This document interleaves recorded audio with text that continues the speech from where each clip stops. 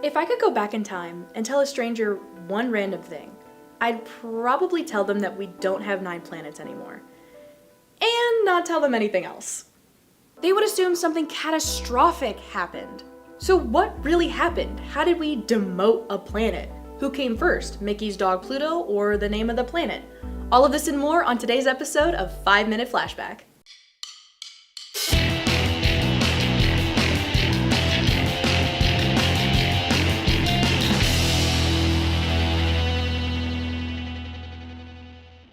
Hello there, curious human. My name's Marie. On today's episode, I'll be telling you the history of the planet, former planet Pluto.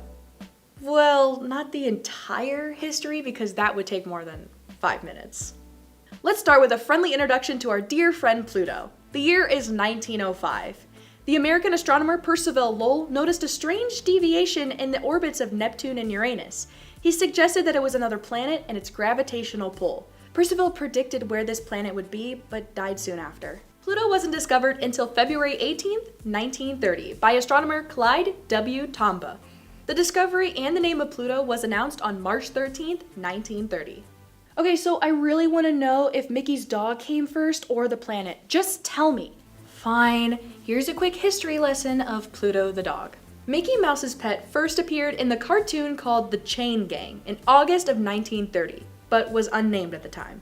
On October 23rd of that same year, another short called The Picnic was released and featured a dog named Rover. This dog had a striking resemblance to the Pluto that we know today. Then on May 3rd of 1931, the short, The Moose Hunt, was released. Pluto appeared as Mickey's pet and was given the name Pluto.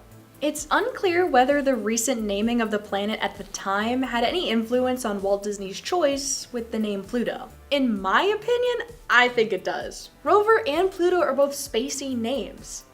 Speaking of space, let's get back to outer space.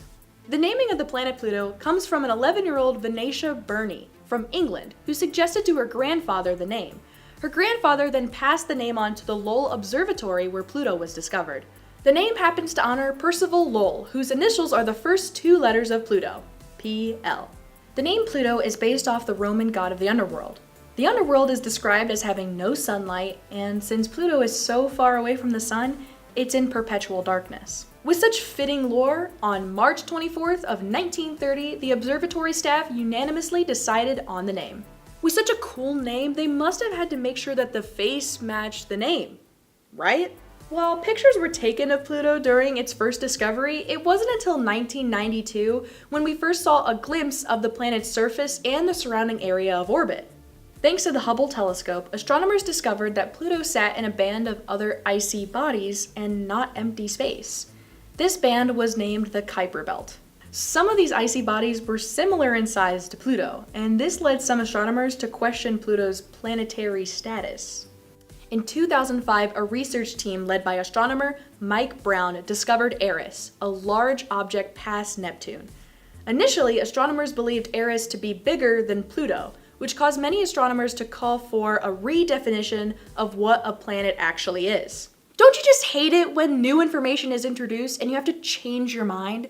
Imagine having to change something as big as the definition of what a planet is, knowing that your actions would lead to less planets. And that's exactly what happened. In 2006, astronomers voted for a formal definition for planets at the International Astronomical Union, or the IAU for short. This new definition had 3 criteria. The definition states, a planet is a celestial body that A, is in orbit around the sun, B, has sufficient mass for its self-gravity to overcome rigid body forces so that it assumes a hydrostatic equilibrium shape, a sphere. This is a fancy way of saying that it's round. And finally, C, has cleared the neighborhood around its orbit. The wording clearing the neighborhood means that the surrounding space can't have too many asteroids or comets or icy bodies, like the Kuiper Belt. This definition officially excluded Pluto, which was reclassified as a dwarf planet, along with Eris. Here's a fun fact to lighten the mood. After this incident, Mike Brown earned the nickname, the man who killed Pluto. And I think that name is well deserved. There's still plenty of people and astronomers who argue with this definition. One of the most notable academics and enthusiasts for Pluto was NASA's leader of the New Horizons mission, Alan Stern. He proposed the argument that if Pluto was just a little closer to the sun, it would be considered a planet, since there wouldn't be any disruption around the neighborhood. When objects are closer to the sun, there's less likely to be icy bodies, comets, and asteroids nearby. Now, they're still a common occurrence, but they're not just sitting there in orbit, like the icy bodies in the Kuiper Belt. It's mostly assumed that Alan Stern's argument was probably fueled in part by the fact that NASA's New Horizon mission to explore Pluto had launched in January of 2006, and the new definition for a planet was made in August of that same year. This mission was led by Alan Stern.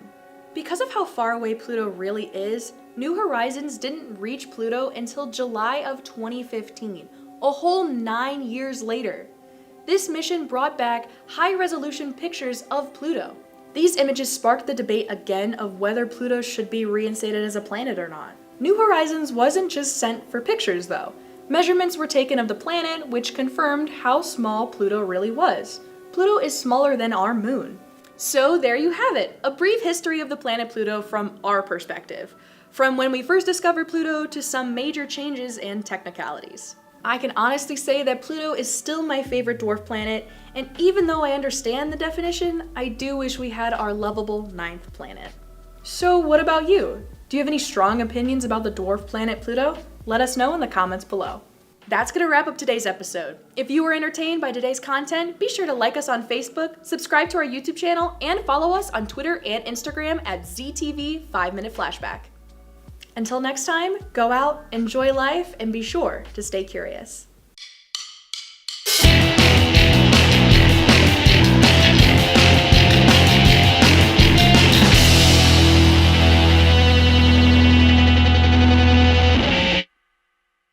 This program was produced by ZTV at the University of Akron. Do you want to gain experience in video production, professional social media, or working with real clients? Visit the UA School of Communications online or follow us on social media to learn more. ZTV, make media, make a difference.